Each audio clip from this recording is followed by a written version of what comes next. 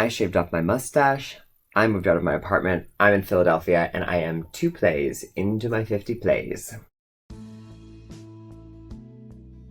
I said from the beginning that I wasn't going to be necessarily critiquing these plays because I'm not a theater critic, but if I were to review these first two, I would say they were exceptional.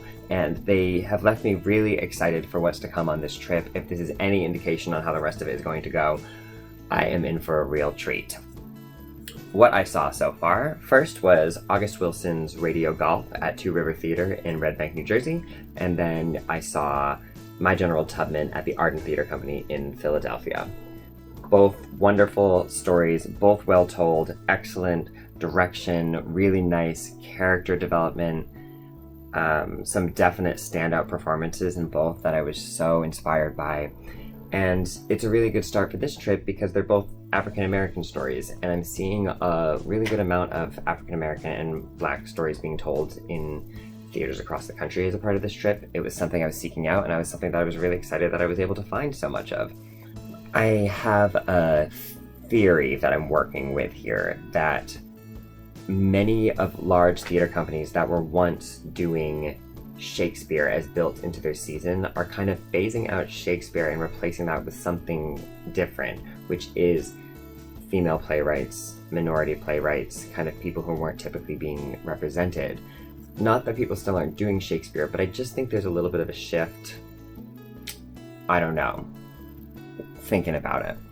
These plays, too, had an interesting duality. They make a good pair because you have August Wilson on one hand, who you might consider the father of African American theater, telling an everyman story of people responding to systems of oppression in Pittsburgh in 1997. And then you have My General Tubman about Harriet Tubman, who is perhaps the mother of African American freedom in America, told by a first-time playwright, Lorraine Carey.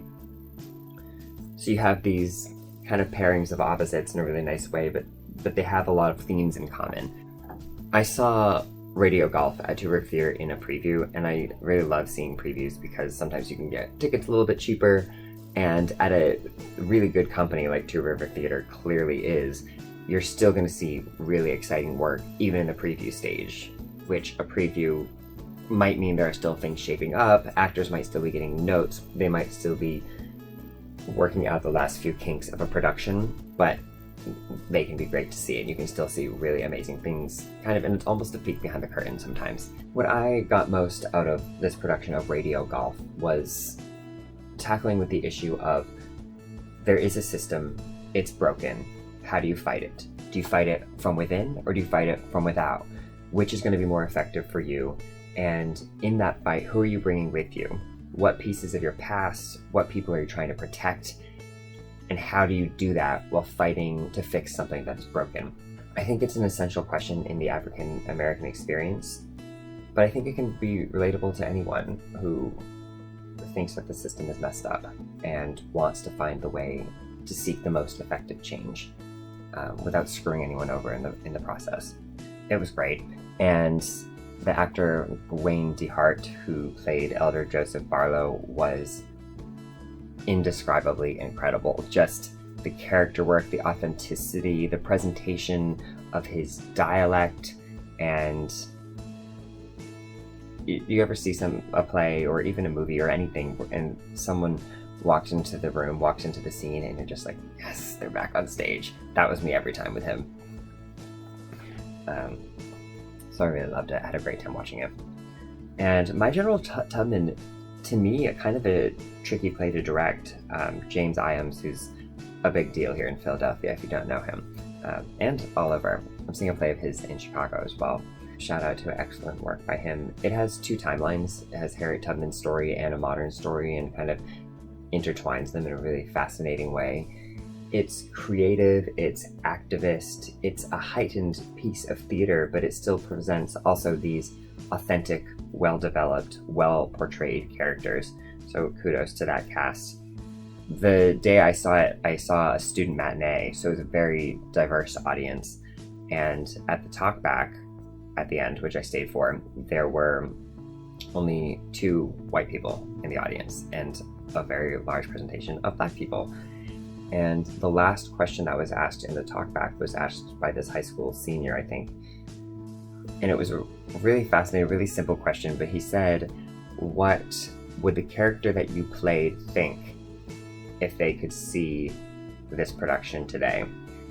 And Danielle Lenne, who portrayed a wonderful Harriet Tubman through this show, she answered it, and I'm going to paraphrase her a little bit here, but essentially said that after being taken by all the sheer spectacle and the lights and the world that this is now, that Harriet Tubman would have been really proud to see it, and proud to see people of color on stage and people of color getting an education and coming to see this play. And I thought it was such a beautiful sentiment, and I think it holds true for both of these plays.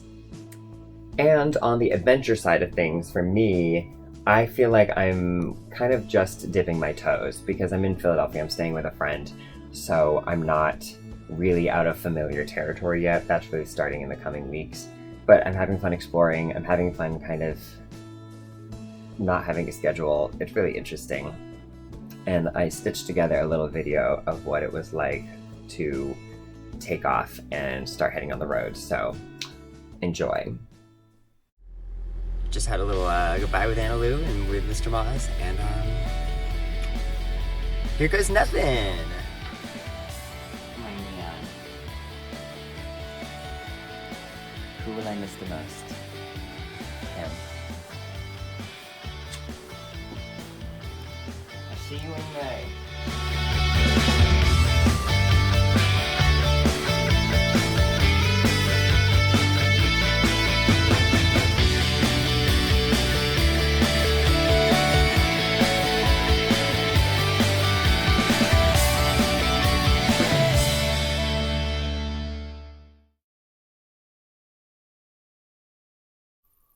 Caught a little bit of a cold on my last few days in Brooklyn.